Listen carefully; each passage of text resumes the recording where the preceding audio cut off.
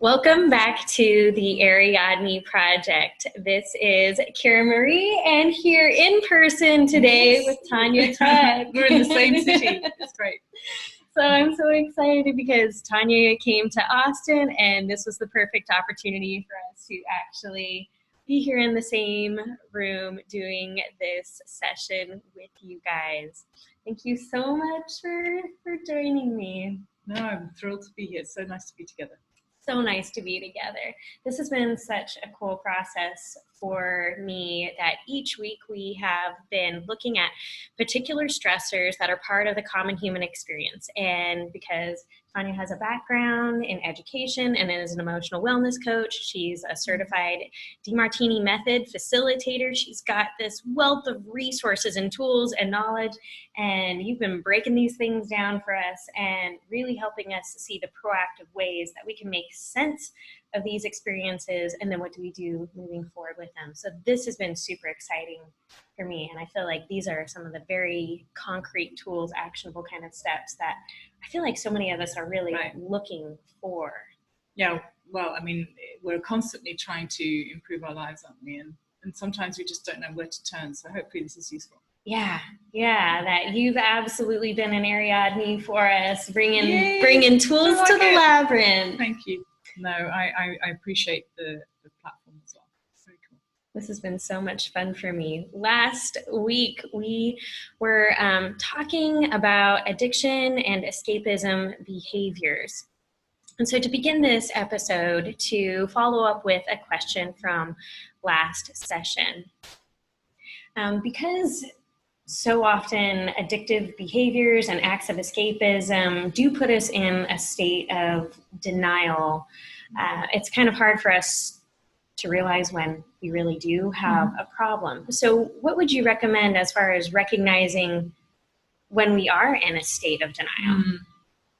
You know, I think there's always that point, isn't there, when you do something because it serves you, and then there's a tipping point where it's no longer serving you or it's out of control. And so to really, I mean, obviously if you're a hardcore addict, you already know that, I think. We're talking about people who have I got a problem at that stage.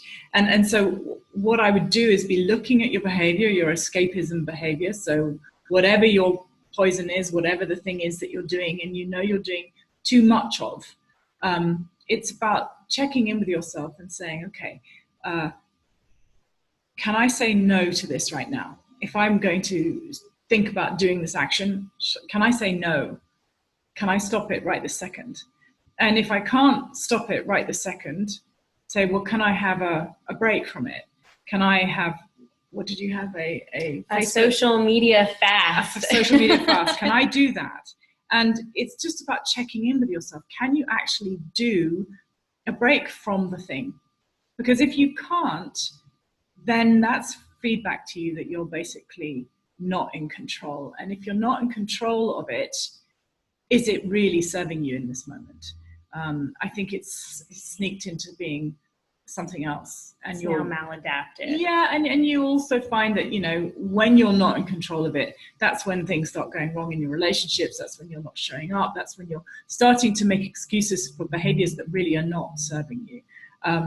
Because initially you might say, oh, just one more, what about that? But now it's just 110, you know, let's just have a case of this stuff. You know, so, and we can always make excuses and justify our actions, but if you can check in and say, can I stop this? Can I take a break right now or next week? Can I stop this for a month? Can I give am I in charge? And if the answer is no, then I would be really questioning, well, what's going on here?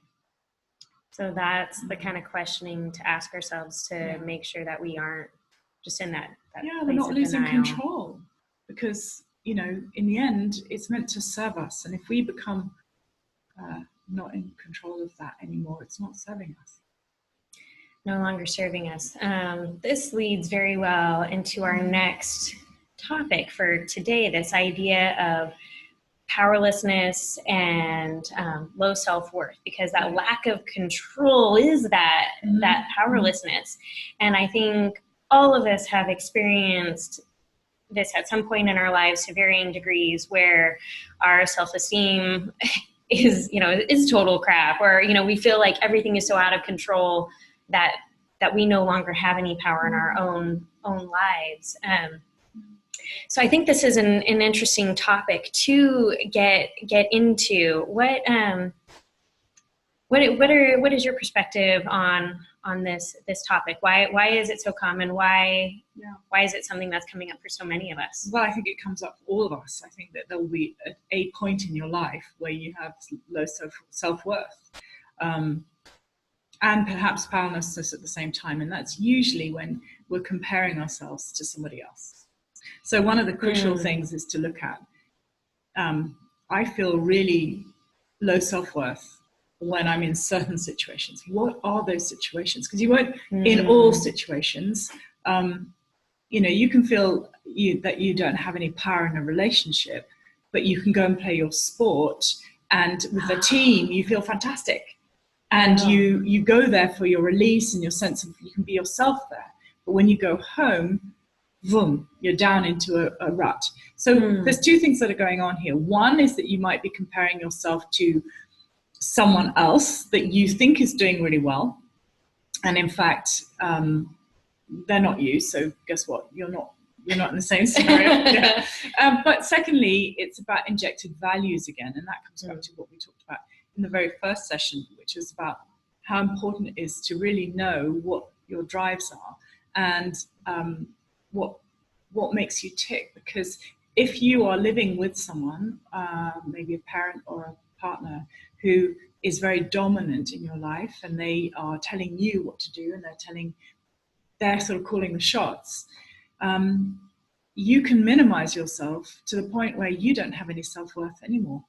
And but the key here is to not minimize yourself. It's about finding that win-win where you are getting your needs met, your values met in that relationship.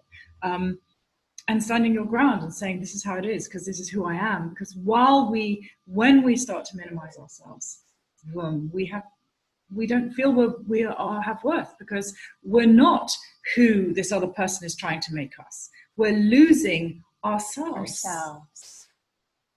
Ooh. This idea of injected values and this comparison thing. There's a quote I've heard that something like comparison is like the death place of joy or something like that. I mean, imitation is suicide, and so basically there is only one you. There is only one of each of us on this planet. We are a unique being, and so there's no competition to be us. So I think it's really important to get back into what makes you. Really get centered into that. If you've got a sense of powerlessness, it's probably because you're not actually turning the switch on.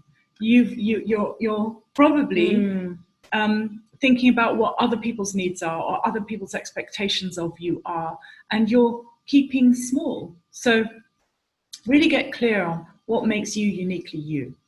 I think that's incredibly important, to understand that there isn't a competitor to be you. So why are you here?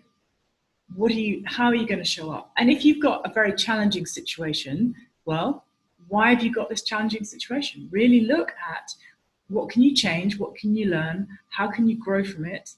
Can you really change the situation? Can you make a decision to leave the situation? And lots of people need to get their self-worth back before they can make those kind of decisions. And I understand it's a process, but you can't go anywhere until you know who you are. That has to be step number one. And so getting back in touch with what makes you tick, getting back in touch with yourself, finding some self-love there. And so how can you do that when you don't feel it? Well, it starts with the small things like having gratitude for yourself, having gratitude for your life. Having gratitude for yourself. That's an interesting phrase in and of itself, because, do we take ourselves for granted that we are here having this experience, that that's an interesting phrase for me to even ponder. Well, gratitude I think for ourselves. Yeah, I know, it's funny, isn't it? Because I think we actually forget sometimes that we matter. we forget that we matter and that we're important. I was watching Oprah Winfrey on Facebook the other day, and there was something about, she's stopped. This was from a long time ago, but she stopped not allowing herself to have her cup full. And she goes, I want my cup full and it's over brimming. And at that point, I can give to other people. But I'm not going to make excuses for having my cup full. And I think that's what a lot of people do. They think they've got to be small, shrunk, fit, fit in the space that everybody else is leaving them. And I think that the key to this is to create your own space. Create the shape that you are. You take it up. Step into it. To step into your space, because I like what you say about, we are all individuals. We're the only us. There's only one of you. Yeah, how can you expect to comfortably pigeonhole yourself into a construct that you didn't? And as all of this is, I forgot my law of the universe here. So this is really cool, because basically, you don't want to pigeonhole yourself into a life. You came here to express yourself. And so the universal law for this particular session was all about reflection. And the fact is that your life is basically a reflection to you, about you. It's all about feedback. It's all about how you are feeling. So low self-worth is a reflection to you that you're out of kilter with yourself. And that the law of the reflection will say that what you see in others is in you. So if you're admiring other people and you're seeing them and you think that they are somehow better than you or it's more successful than you, really look at the trait that it is that they have, and then go, okay, so what I see in them is in me, but I'm being too humble to realize that. Because I wouldn't see it, I wouldn't even be able to articulate it in my mind if it wasn't already here. They're reflecting me. And likewise, if there's somebody who really aggravates you or you're resentful of, the thing in them that you see is in you, and you're too proud to admit that you have it. So basically, everything that's happening, low self-worth, how you're feeling with other people, how you're feeling trapped, whatever, is really a reflection to you about loving who you are, knowing who you are. Okay, so I can see how this plays out in my own life. So one of the things that I often find coming up for me is kind of a resentment or a frustration or maybe even a jealousy, is that when I see specifically women who have these like Pinterest perfect little lives, that they, here they've got, the 2.4 children and the like little picket fence and the dog, like it seems like their lives are just working for them. And it's like, why do I resent that? Why does it kind of frustrate me? So you're admiring their lives. So yeah, I guess admiring, being a little bit jealous of, like, and why is that?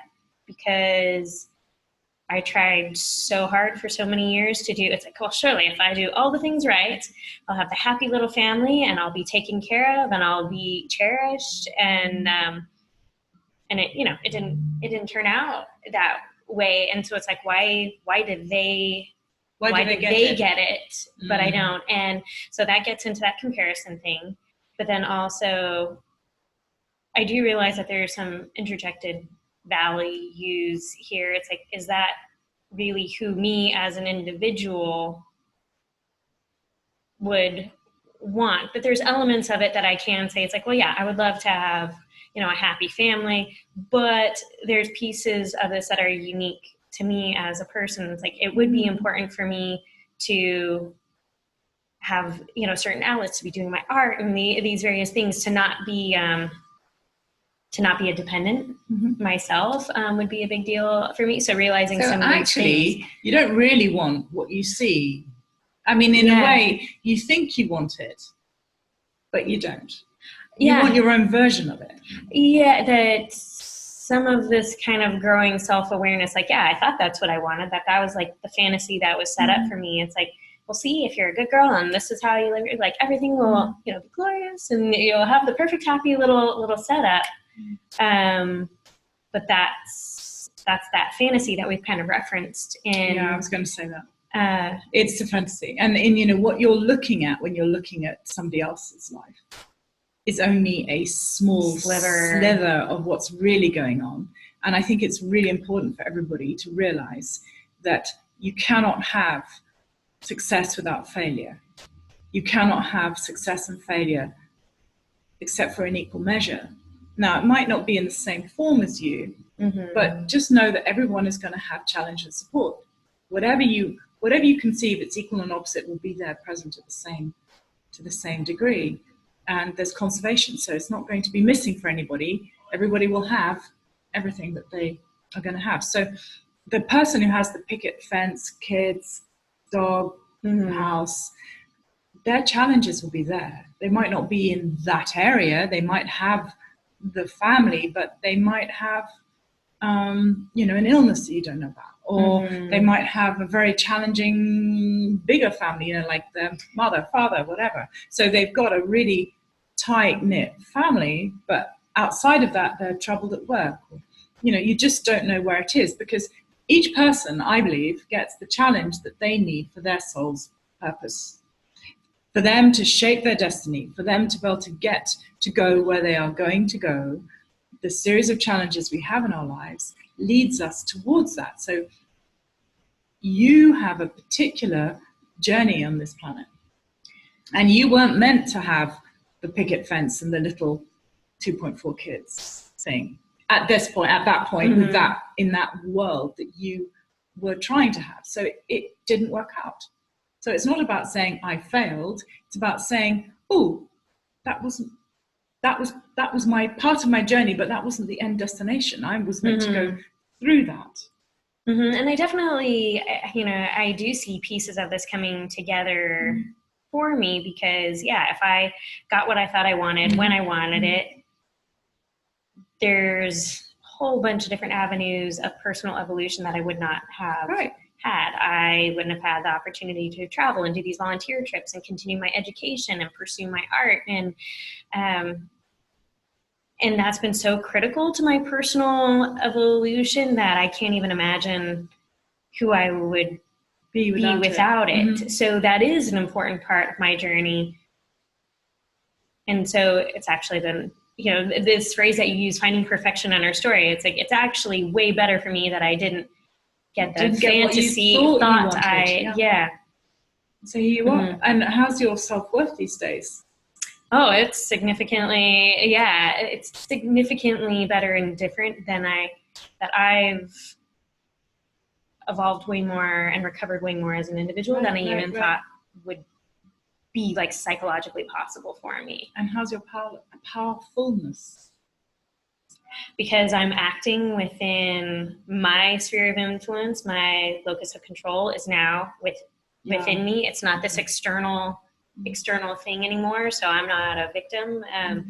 That I can be taking responsibility for my direction in life. I don't have control of all the circumstances, but I get to choose what I do with my circumstances. I get to choose my attitude. I can continue to evolve and grow. I can choose my growth. Right. And I think you used a word there that I like to use, the locus of control being here. Because I think that one of the things that happens when we lose self-worth is the control is somewhere out here. Somebody else has it. Yeah. So I like to talk about having self-governance. And I came up with a little acronym for it, which is to tune into your own radio. And RADIO stands for 5 things that help you have self-governance, which really, when you can get that back and you feel more in charge of your choices, you can feel more powerful. And it can be in little small ways, but you just start where you're at, for goodness sake.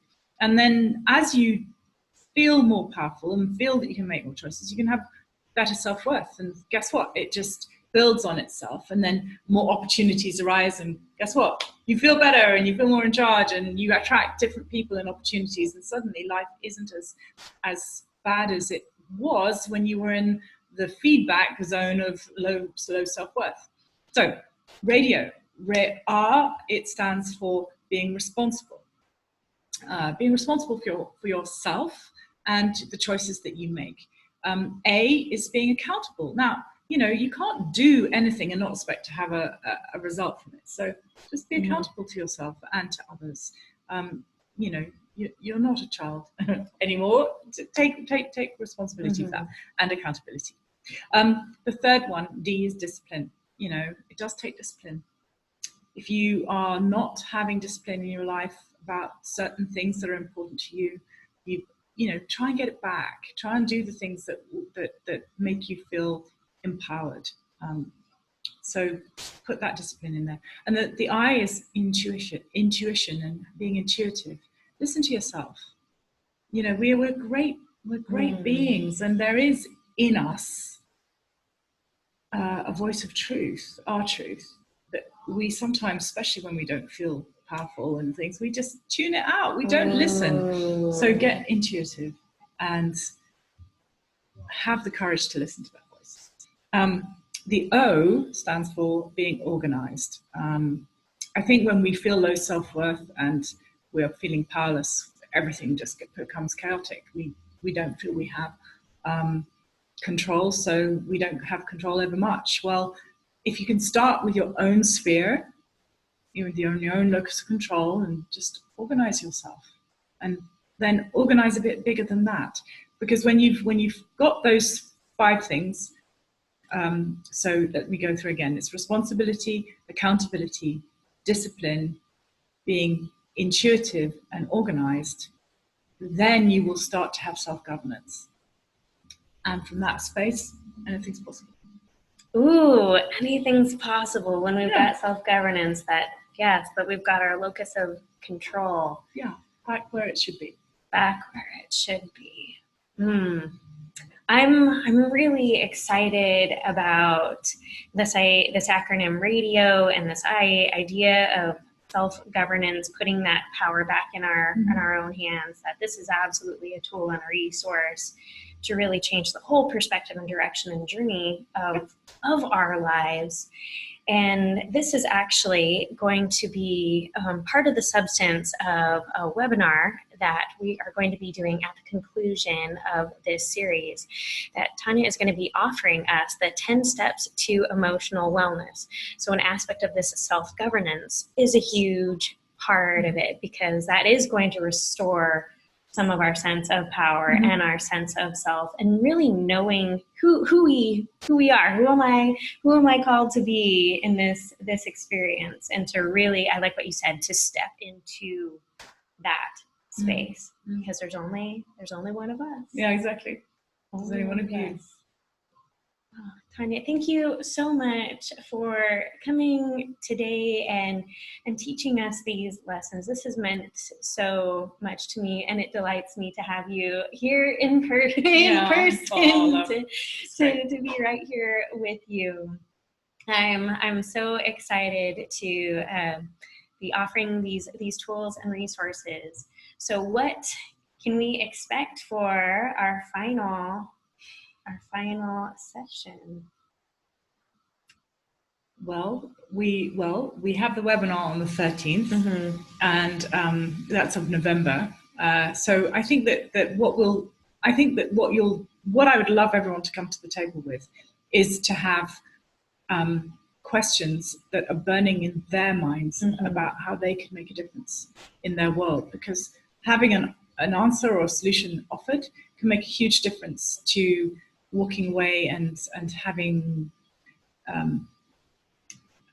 a point where they know they're going to go towards. Because one of the things that happens, I find, is that clients sit in the whirlpool. They're just going round and round. They don't have a direction. So we know where you are. Let's get you to point B, and let's get the steps to going towards that. Awesome. I will be posting the links to this webinar in the show notes. Come with your questions. This is a resource that Tania offers her paying clients, and she will be coming and doing this whole session with us. I'm excited to get to hear about these 10 steps to our emotional wellness and continue my own journey. Well, it's a journey, that's for sure. Thank you so much for being part of mine. Good. I'm absolutely thrilled, and you're part of mine too. Good. Thank you guys so much for joining us today. This is Kira Marie and Tania Tuck, and this is the Ariadne Project. Take care.